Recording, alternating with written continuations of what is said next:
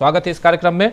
जयशंकर जी, आपके पास आना चाहता हूं कि इसमें कोई बुराई नहीं है, पहले भी डेलीगेशंस जाते रहे हैं और भारत का जो रोल है वो वहां पर रखना ज़रूरी है। ये काम पहले होता और अच्छा था, लेकिन सवाल यहाँ विपक्ष या अभी जयराम रमेश का जो बयान था वो जो सुन रहे थे, वो कह रहे हैं कि सर्वदलीय बैठक होनी चाहिए थी और उसमें मोदी जी को आना चाहिए, उसके बाद संसद का ज्वाइंट पार्लियामेंट जो ज्वाइंट सेशन है वो होना चाहिए।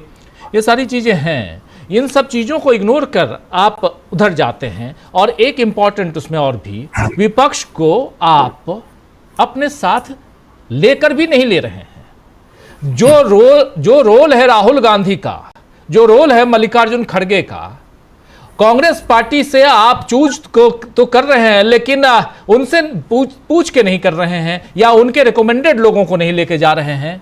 फर्क तो पड़ता है ना, वो दिखता है ना जयशंकर जी। ये कौन सी सियासत हो रही है?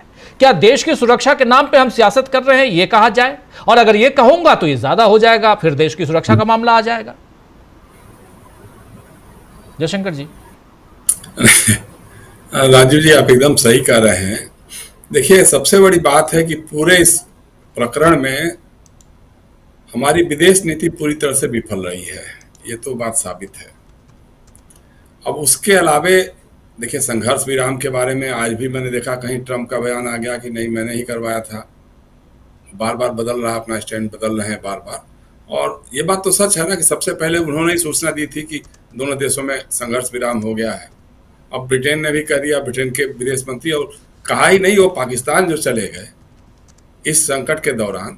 मतलब सबसे बड़ी बात है कि हमारे विदेश मंत्री को या हमारी सरकार को ये सोचना चाहिए गंभीरता के साथ कि इतना पूरी दुनिया भर में विश्वगुरु बन गए हम, मोदी मोदी हाउडी मोदी सब कार्यक्रम करवाए, इसके बावजूद एक भी बड़ा देश हमारे पक्ष में खुलकर खड़ा क्यों नहीं है? ये तो बहुत गंभीर बात है, सोचने वाली बात है। अब दूसरा ये है कि इतना सकारात्मक विपक्ष कभी किसी सरकार को मिला नहीं होगा जितना पहलगांव या ऑपरेशन सिंदूर के बाद इस देश की सरकार को, नरेंद्र मोदी जी की सरकार को मिला है। मुझे नहीं लगता कभी इसके पहले कभी मिला है। मुझे याद आता है जब 26 नवंबर को मुंबई में आतंकी हमला हुआ था, सरकार के मना करने के बावजूद गुजरात के मुख्यमंत्री नरेंद्र मोदी चले गए थे मुंबई, और जहां करके कैसे कैसे उन्होंने बयान दिए थे। उसके अगले दिन भारतीय जनता पार्टी ने पूरे एक पन्ने का इश्तेहार दिया था अखबारों में, क्या क्या कहा था उसके बारे में भी सोचने की बात है। पहलगांव के बाद पूरा देश एकजुट हो गया अपनी सरकार के साथ कि भाई हम आपके साथ हैं। सारे वैचारिक मतभेद, नीतिगत मतभेद, सरकार से मतभेद, सब कुछ भुला करके हम ये भी नहीं पूछ रहे हैं कि भाई पहलगांव में सुरक्षा व्यवस्था क्यों नहीं थी। हम सीधे सीधे ये कह रहे हैं कि हम एकदम सरकार के साथ हैं, सरकार जो कर रही है उसके हम साथ हैं। तो इतना सकारात्मक विपक्ष मिला आपको। सर्वदलीय बैठक बुलाई आपने, उसमें भी बेइज्जत किया विपक्ष को। प्रधानमंत्री बैठक बुला करके मधुबनी चले गए बिहार में भाषण करने के लिए, वहाँ अंग्रेजी ज्ञान बखारने के लिए चले गए। फिर उसके बाद जब दिल्ली में रहते हुए भी वो नहीं आए, ये भी एक बड़ी बात थी कि मतलब विपक्ष को तो उसी समय बाइकाट कर देना चाहिए था, निकल जाना चाहिए था। लेकिन चूंकि ये दाग ना लगने पाए, देखिए मोदी जी की राजनीति का ये बहुत बड़ा ये तुरुप कार्ड है कि वो विपक्ष को ही खलनायक बना देते हैं। कि अगर मान लीजिए वो नहीं जाते विपक्ष के लोग सर्वदलीय बैठक में, तो कहते कि देखिए साहब हमारा विपक्ष साथ नहीं दे रहा है। अब उन्होंने इस समय जो है तय कर दिया कि साहब विपक्ष के लोगों को के नेतृत्व में या और लोगों के नेतृत्व में हम डेलीगेशन भेजेंगे तमाम देशों में। इसमें भी राजनीति किया, जैसे आप बता ही रहे हैं और सबको मालूम है। ये भाई शशि थरूर साहब के बयान जो हाल के दिनों में आ रहे थे, जिस तरह से उनकी भाषा हल्की हल्की सी बदली हुई आ रही थी, हालांकि इसमें बीजेपी अपने मकसद में कामयाब हो रही है। जबकि तिरुवनंतपुरम में जो कार्यक्रम हुआ था उसमें शशि थरूर गए थे, बुलाए गए थे, यहाँ से गए थे, तो चूंकि वहाँ स्थानीय सांसद थे इसलिए वो गए थे, वहाँ के मुख्यमंत्री भी उस मंच पे थे। लेकिन मोदी जी ने वहाँ पर भी अपना तुरुप का कार्ड खेलना शुरू कर दिया कि साहब बहुत लोगों को नींद नहीं आएगी। अरे भाई, नींद की आने की बात ही क्या है? जो स्थानीय सांसद है वो स्थानीय सांसद के तौर पर शामिल हुआ, मुख्यमंत्री राज्य के हैं, वो भी आए थे। अब मुख्यमंत्री आपकी पार्टी में तो नहीं जाने वाले हैं। तो ये सारी चीजें ऐसी हैं। लेकिन अब वो एक माहौल ऐसा बनाना चाहते हैं कि ताकि आपस के अंदर में सिर्फ फुटबॉल शुरू हो जाए, लोग एक दूसरे पे संदेह करना शुरू कर दें कि हाँ साहब देखिए शशि थरूर तो अब जा रहे हैं, अब बिना बताए जा रहे हैं, बिना कांग्रेस से उनका नाम नहीं भेजा था फिर भी जा रहे हैं। तो एक तरह का झगड़ा लग जाए। तो वो तो अपना खेल खेल रहे हैं, अब उसमें विपक्ष क्या करेगा ये विपक्ष पर दारोमदार है, विपक्ष की अपनी स्ट्रेटजी। मुझे ये जानना चाहिए कि भाई ये लोग करेंगे क्या, वहां जाकर के विदेश में क्या करेंगे। देखिए विदेश में कोई भी देश मिलेगा, वहां भारत की तरह का गोदी मीडिया तो नहीं मिलेगा, वहां का तो मीडिया अलग ढंग का मिलेगा। वो तो आपसे 25 तरह के सवाल करेगा। वो तो पूछेगा कि आपके विदेश मंत्री ने तो बता दिया था भाई कि साहब हम आ रहे हैं, आतंकी ठिकानों पे हम हमले करने जा रहे हैं, हम सैनिक ठिकानों पे या नागरिक ठिकानों पे नहीं हमला करेंगे। जब आप बता ही दे रहे हैं पहले, तो उसके बाद फिर क्या बचता क्या है। और जब पहलगाम में आतंकी हमला हुआ तो सबसे पहले पाकिस्तान ने कहा था कि इसकी तटस्थ जांच होनी चाहिए। तुर्की ने उसका सपोर्ट किया था, कहा कि भाई जब अगर पाकिस्तान कह रहा है कि न्यूट्रल इसकी इन्वेस्टिगेशन होना चाहिए तो होना चाहिए, उसमें क्या दिक्कत है।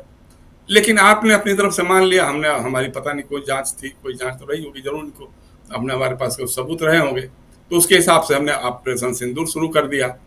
तो लोग तो कहेंगे कि भाई शुरू तो आपने कर दिया। और जहाँ तो देखिए युद्ध की तैयारियां, तो राजीव जी ये हालत थी कि मैं उस समय सुल्तानपुर में था और वहाँ के अखबार वाले हमसे कह रहे थे कि सर अखबारों में, बाकायदे अखबार के दफ्तरों में आया है, सूचना आई है कि मॉक ड्रिल और कैसे कैसे क्या तैयारियां, एकदम तैयार रहना चाहिए आप लोगों को पूरी तरह से, क्या करना है क्या नहीं करना चाहिए, डोंट्स डू और डोंट्स, इस सब के बारे में। तो इतने लेवल तक तो था, विदेश मंत्री खुद ही पाकिस्तान को बता चुके थे, तो सारा को सारा था। हमारे टीवी चैनल रोज बना रहे थे कि साहब इस्लामाबाद कब्जा हो रहा है, कराची पे हो गया, बंदरगाह पे आ गया, लाहौर पहुंचने वाले हैं, सब कुछ हो गया। तो इसके बावजूद संघर्ष विराम आपने किया, क्यों किया। संघर्ष विराम के लिए तो जो कमजोर पड़ता है पक्ष वो जाता है ना। तो आप क्यों तैयार हो गए जब आप बार बार कहते हैं कि भाई इंदिरा गांधी ने ये गलत काम कर दिया था, लाल बहादुर शास्त्री के जमाने में भी हो गया था, वो गलत हो गया, समझौते नहीं करना चाहिए था, हम तो पीओके ले सकते थे उस समय, और हम तो लाहौर ले सकते थे, क्या क्या कर सकते थे। तो भाई इस समय तो मौका ना था आपके पास, या पीओके ले सकते थे, लाहौर भी ले सकते थे, तो आपने क्यों नहीं किया, क्यों आप मान गए। अगर मान लीजिए ट्रंप ने कराया हो, या लेमी ने कराया हो, या कतर ने कराया हो, या अबू धाबी ने, किसी ने भी कराया हो जी, या आप ही दोनों, आप क्यों तैयार हो गए। अगर आप बार बार जो आप राष्ट्रभक्ति और देशभक्ति की बातें करते हैं, साहब हम होते तो ये कर देते, हम होते तो वो कर देते, भाई 11 साल से तो आप ही है ना। तो आप ये बताइए कि आपने क्यों नहीं कर लिया, आपको कर लेना चाहिए था।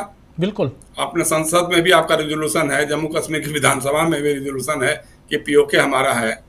तो ये सारी चीजें हैं। और जैसे अभी आप बात कर रहे थे ज्योति मल्होत्रा की बातें या देवेंद्र सिंह की बातें, आपको याद होगा कि देवेंद्र सिंह का नाम अफजल गुरु ने भी लिया था, कि अफजल गुरु को उन्होंने देवेंद्र सिंह ने ही भिजवाया था दिल्ली के लिए। वो सारा का सारा पूरा का पूरा तारतम्य बन रहा था पूरा मामले को, लेकिन उसको दबा दिया गया, देवेंद्र सिंह का पूरा मामला ही दबा दिया गया।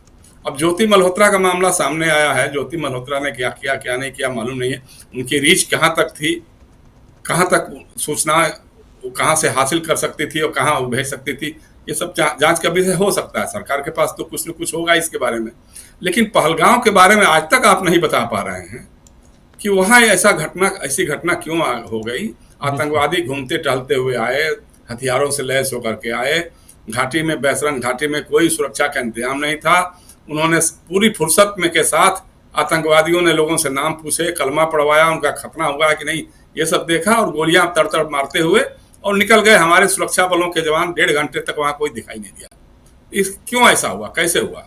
इन सारे सवालों का जवाब तो अब मुझे लगता है कि अगर हमारा विदेशी डेलीगेशन जाएगा दुनिया के देशों में, तो वो लोग तो सवाल करेंगे, इस सब इन सवालों के घेरे में रहेगा। हमारी सरकार क्या कहलवाना चाहती है अपोजिशन से, भाई जो मोदी जी ने पूरे दुनिया भर में घूम घूम करके माहौल बनाया, तो उससे तो कुछ हासिल नहीं हुआ। अब ये लोग क्या करेंगे हमारी समझ में नहीं आ रहा है। हाँ ये जरूर है कि विपक्ष में अगर उस तरह की बातें, देखिए जैसे गुलाम नबी आजाद का है, ठीक है कश्मीर से हैं, वो कश्मीर के मुख्यमंत्री भी रह चुके हैं, तो हो सकता है कि कश्मीर पर उनका एक हो सकता है, लेकिन उसमें अगर चाहते तो फिर नेशनल कॉन्फ्रेंस के लोगों को भी ले आते, आप उससे भी बात करते लोगों को। तो लेकिन उनकी वो तो अपनी राजनीति कर रहे हैं, और राजनीति के साथ ऐसी चाल चल रहे हैं ताकि अगर जरा सा भी विपक्ष इधर उधर हुआ तो उसको कह सकते होगा कि देखो जी अपोजिशन तो हमारा साथ नहीं दे रहा, अपोजिशन तो हमारे खिलाफ बोल रहा है। तो मुख्य मकसद उनका है। लेकिन मेरा मानना यह है कि संसद का संयुक्त अधिवेशन तत्काल बुलाना चाहिए, और बहुत सारी बातें जो उमड़ रही हैं, घुमड़ रही हैं, अलग अलग खानों से निकल करके आ रही हैं, उसका सच क्या है, ये सच सरकार को बताना चाहिए। जैसा पंडित जवाहरलाल नेहरू ने 1962-63 में किया था, संसद का सत्र बुला करके बाकायदे जो भारत चीन युद्ध के बारे में किया था, या उसके बाद भी जब हुआ है तो सरकारें बताती रही, ऐसा कुछ नहीं रहा, इसमें छिपाने जैसी कोई बात ही नहीं है। आप छिपाइए, लेकिन दुनिया भर के देश अलग अलग ढंग की भाषा बोल करके सूचनाएं दे रहे हैं, तो उन सूचनाओं से अच्छा है ना कि एक बार हमारे प्रधानमंत्री खुल करके बताएं या हमारी सरकार खुल करके बताए कि भाई ये सच है, तो इसमें बुरा क्या है। इसलिए इनको चाहिए कि संसद का संयुक्त अधिवेशन बुलाएं और उसमें सच को सामने रखें। जी राजीव जी। जी बिल्कुल बिल्कुल, आना चाहता हूं प्रशांत जी आपके पास। प्रशांत जी, सवाल यहाँ बहुत सारे हैं, इन सवालों के बीच